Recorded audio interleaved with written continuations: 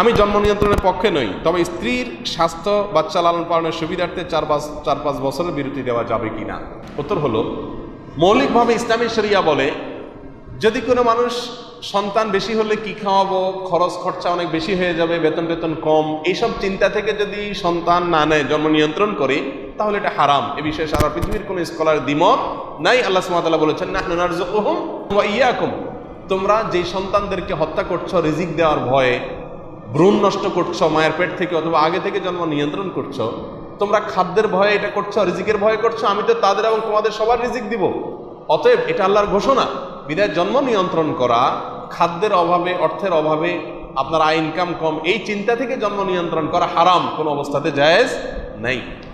যদি কেউ জন্ম নিয়ন্ত্রণ করে স্থায়ীভাবে, সেটাও সর্বাবস্থায় হারাম, এতেও কারোর কোনো দ্বিমত নাই। স্থায়ী যে সমস্ত পদ্ধতিগুলো আছে, একেবারে চিরকালের জন্য সন্তান আর হবে না এরকম কোনো পদ্ধতি অবলম্বন করা, এটা কি নাই, জায়েজ নাই।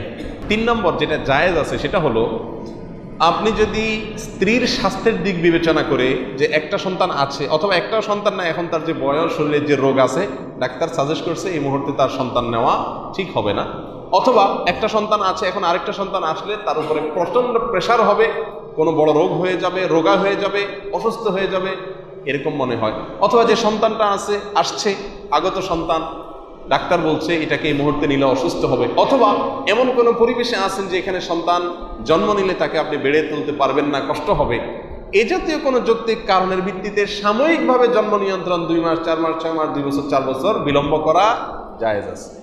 কথা কি বুঝাতে পারছি? যৌক্তিক এই কারণগুলোতে জন্মকে সাময়িকভাবে নিয়ন্ত্রণ করা জায়েজ আছে, স্থায়ী বন্ধ জায়েজ নাই। আর রুটি রুজি চিন্তা করে, টাকা পয়সা চিন্তা করে জন্ম নিয়ন্ত্রণ করাও কি নাই, জায়েজ নেই।